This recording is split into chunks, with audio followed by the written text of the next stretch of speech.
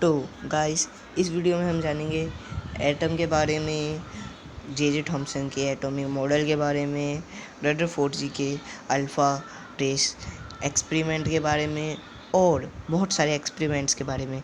तो वीडियो शुरू करने से पहले लाइक, सब्सक्राइब और शेयर ज़रूर कर देना अगर वीडियो अच्छा लगे तो स्टार्ट करते हैं।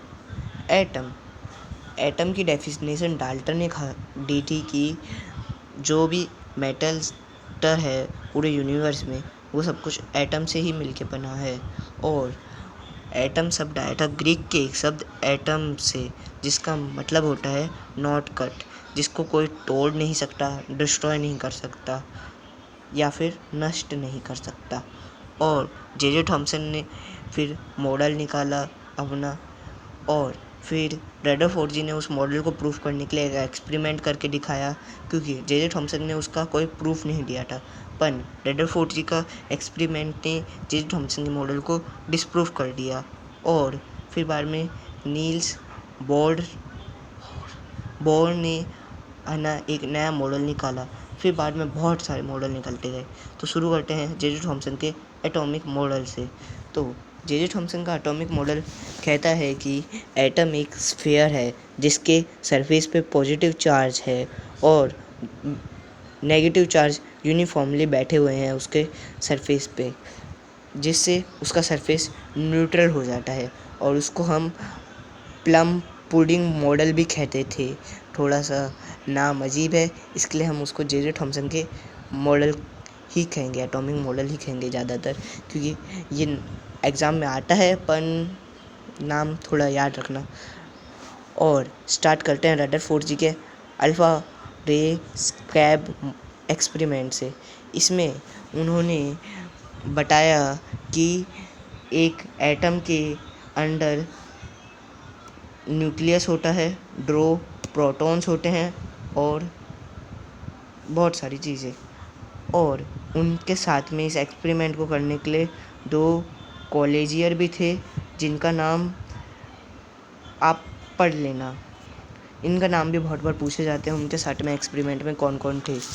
तो उनका एक्सपेरिमेंट के बारे में डिटेलली समझते हैं। तो उनके एक्सपेरिमेंट में उन्होंने एक लिया था अल्फ़ा पार्टिकल का सोर्स, जो अल्फ़ा पार्टिकल की बीम निकालता था और और उन्होंने एक गोल्डन फॉइल लिया था और एक स्क्रीन ली थी जो डिटेक्ट करती थी कि अल्फ़ा पार्टिकल्स उस पर कहाँ पे लगे हैं। अभी आपको बस इतना जानना है कि स्क्रीन लगी थी, अब ये नहीं जानना है स्क्रीन कैसे बनी थी, क्यों यूज़ की गई थी।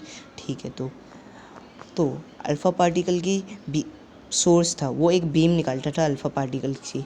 तो वो गोल्डन फॉइल्स पे जाके जे थॉमसन के मॉडल के अनुसार तो वो जाके रिफ्लेक्ट हो जानी चाहिए, पर तब एक्सपेरिमेंट किया गया तो ज़्यादातर गोल्डन फॉइल के आर पार चले गई और कुछ रिफ्लेक्ट हुई, और बहुत कम वापस उसकी पार्ट में आ गई।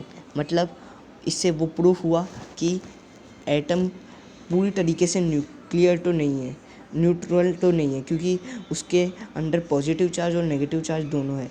और कहीं कहीं पे नेगेटिव चार्ज इतना ज़्यादा है कि बहुत ज़्यादा है, जिससे वो रिफ्लेक्ट हो गई। डिस्टेंस ऑफ क्लोजेस्ट अप्रोच मतलब होता है सबसे छोटा डिस्टेंस जिधर तक एक पार्टिकल जा सकता है न्यूक्लियस के सेंटर तक, और ये हमें कभी भी जीरो नहीं। तो अब मैंने कुछ फार्मूलाज कलेक्ट किए हैं, ये है ना आपके काम आएंगे, आप इनको याद कर सकते हो। और अब यहाँ पे हमारा वीडियो ख़त्म होता है। Thank you for watching. मिलेंगे अगले वीडियो पे। ऐसे ही पढ़ते रहिए और हमारे चैनल के साथ जुड़े रहिए।